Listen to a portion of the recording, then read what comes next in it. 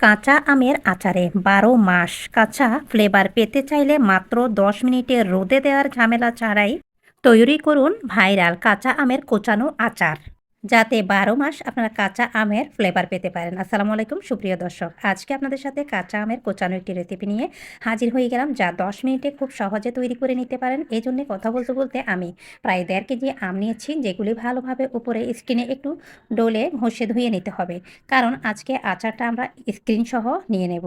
এইবার ভালোভাবে ধুয়ে আমি একটি মিক্সিং বাটি আর সাথে এই গ্রেটার নিয়ে গ্রেটার দিয়ে ভালোভাবে কুচিয়ে নিচ্ছি। আর অবশ্যই এই ধরনের গ্রেটার দিয়ে আপনারা আম বা যে কোনো কিছু কোঁচালে সেক্ষেত্রে সাবধানতা বজায় রাখবেন হাতের। এইবার ভালোভাবে আমি সমস্ত আম এভাবে কুচিয়ে নিচ্ছি, এমনিতে দেখতেও কিন্তু অনেক বেশি ভালো লাগছে। এইবার এক এক করে সমস্ত মশলা দিয়ে দিচ্ছি আর সমস্ত মশলা আমি এভাবে রেডি করে নিচ্ছি। এর মধ্যে ছোট ছোট রসুন রয়েছে আস্ত দানার, সেই রসুনগুলো আমি থেতু করে নিয়েছি ১ মুঠো পরিমাণ, সাথে শুকনা আর কাঁচামরিচ আর ২টা দিয়ে দিলাম দারচিনি, একটা বড় সাইজের এলাচ। এইবার স্বাদ মতো দিয়ে দিচ্ছি লবণ আর ১ টেবিল চামচ পরিমাণ চিনি। চিনি ছাড়াও কিন্তু এই আচারটা খেতে ভালো লাগে। এইবার দিয়ে দিচ্ছি মশলা। এই মশলার মধ্যে আস্ত ধনিয়া, জিরা, কালো জিরা, পাঁচফোড়ন, মেথি, মিষ্টি মরি, এমনকি শুকনা মরিচও আমি ভালোভাবে টেলে একটা মশলা তৈরি করেছি, যার রেসিপিটা আমার ইউটিউব চ্যানেলে দেওয়া আছে, আপনারা চাইলে দেখে নিতে পারেন।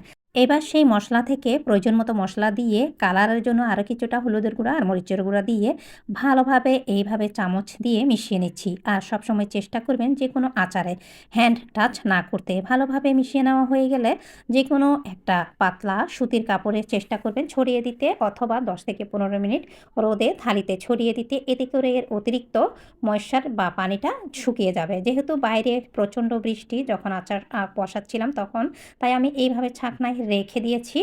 আর এতে করে এর অতিরিক্ত যে পানিটা সেটা বের হয়ে এসেছে, এই তো দেখতেই পাচ্ছেন।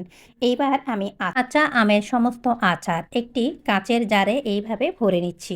অবশ্যই চেষ্টা করবেন কাঁচের জারটা যেন ভালোভাবে শুকনা হয়, কোনো প্রকার কোনোভাবে যেন পানি না থাকে। আর যদি মনে করেন আচার আপনারা লং টাইম পর্যন্ত রাখবেন, সেক্ষেত্রে আচারে ভালোভাবে তেল দিবেন, মানে ডুবন্ত তেলে।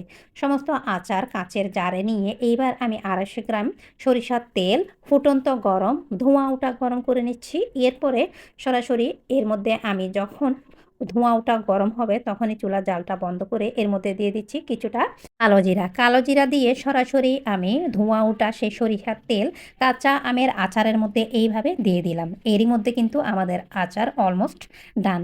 এই আচারটা সম্পূর্ণ ঠান্ডা করে ১ থেকে ৬ মাস পর্যন্ত ফ্রিজে নরমালে রেখে আপনারা অনায়াসে খেতে পারেন, কোনো প্রকার রোদে দেওয়ার ঝামেলা ছাড়াই।